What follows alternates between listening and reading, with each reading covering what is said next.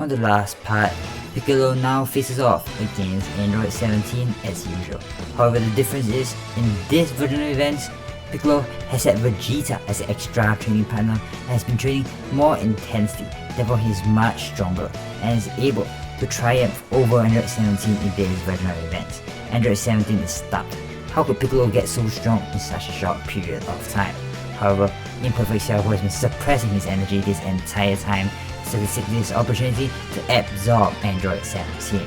Piccolo didn't even sense Imperfect Cell coming. And just like that, this leads to the birth of Semi-Perfect Cell. Semi-Perfect Cell immediately goes on to abilities both Piccolo and Android 16, first defeating Piccolo in just one punch, and afterwards completely destroying Android 16's entire body. Luckily for Android 18, she took this opportunity to escape, knowing that she had no chance against Imperfect Cell. Piccolo is now on the verge of death and was killed by Semi-Perfect Cell. Afterwards, Tianxin Han, who had tried to rush in to save Piccolo, was also killed as well. Just like that, two Z fighters had their lives ended by Semi-Perfect Cell. Semi-Perfect Cell wasn't playing any games here, and this leads to Gohan, who was on the lookout to be pissed off to sense Piccolo and Tianxin Han's energy disappearing from the surface of the earth. And unlike the original canon events, Goku isn't there to stop Gohan from rushing in to try to save Piccolo and Tianxin Han. However, Gohan wasn't there in time. He didn't get there in time. He had just witnessed Piccolo and Tianxin Han die right in front of his own eyes. This is the birth of Super Saiyan Gohan. However, this rush of energy does nothing to Semi-Perfect Cell. Semi-Perfect Cell is just pretty unimpressed by Gohan's power. However, Gohan's powers keep rushing and spiking and spiking and spiking as Gohan gets more and more angry.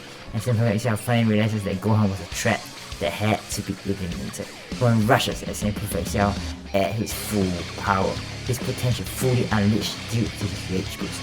And Semi-Perfect Cell is actually sent flying by Gohan's punch.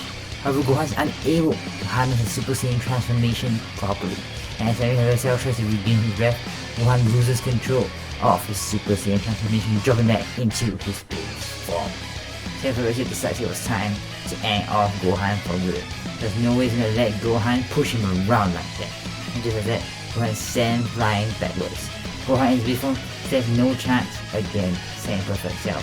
However, just before they finish Gohan off, Trunks stepped in as well, turning into a Super Saiyan and trying to stop Semi-Perfect Cell in his tracks.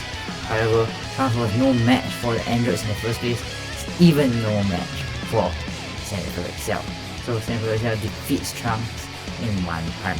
However, just before Trunks can finish it off, suddenly someone catches Semi-Perfect Cell's punch. It was none other than Super Saiyan Vegeta, who had just exited the hyperbolic time chamber.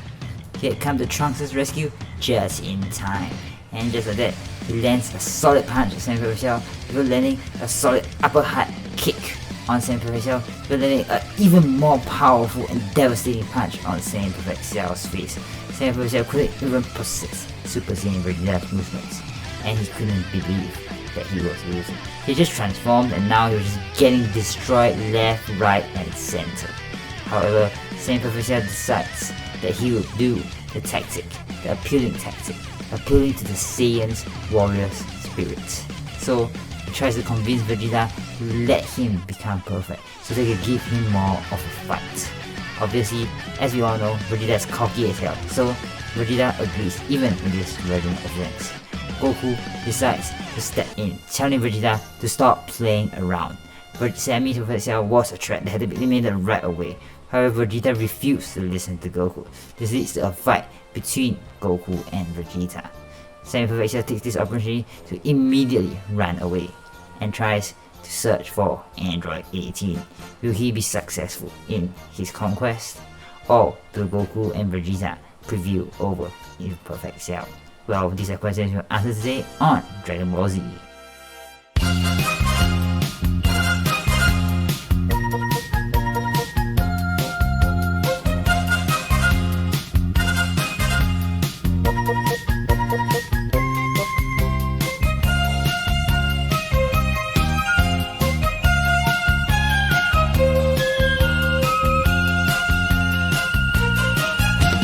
destroying the islands one by one, Semi-Perfect Cell finally manages to locate Android 18 and then absorbs Android 18.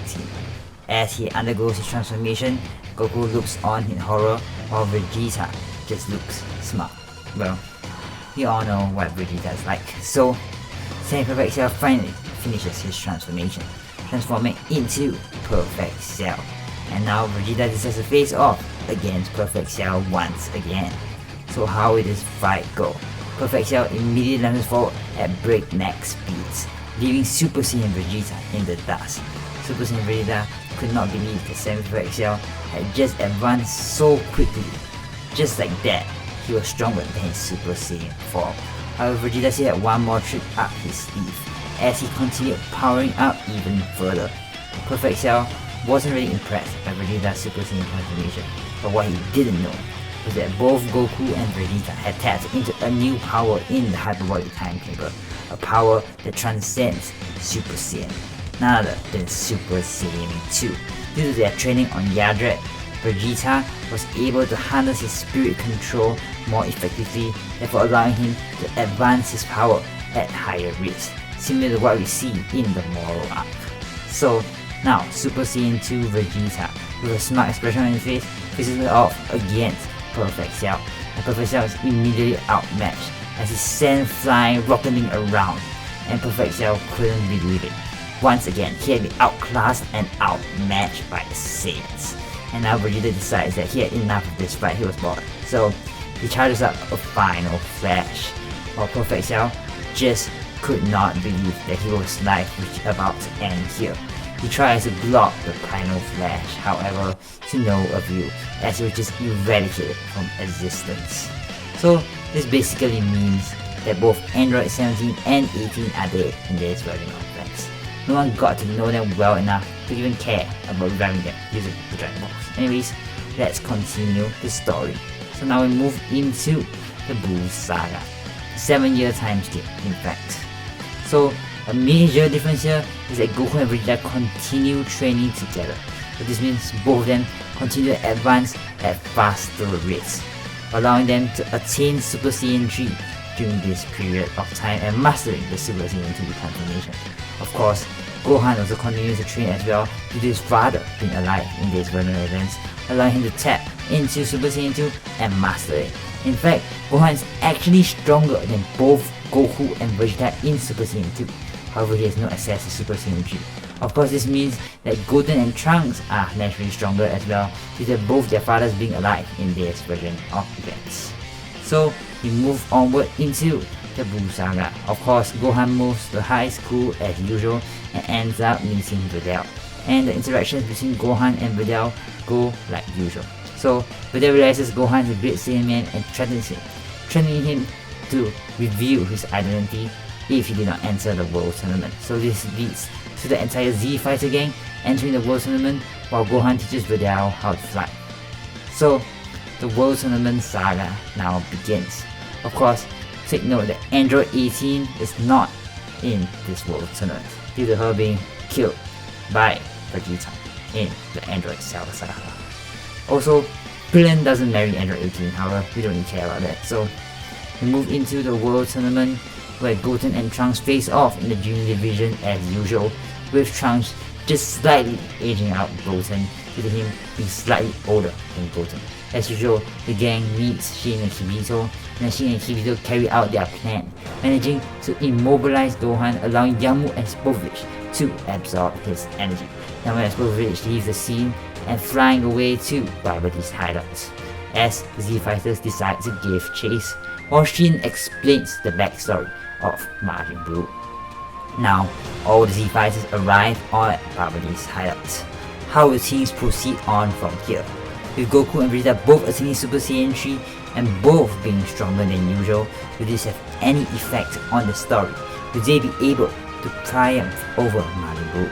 Well, these are all questions we'll answer in the next part on Dragon Ball Z.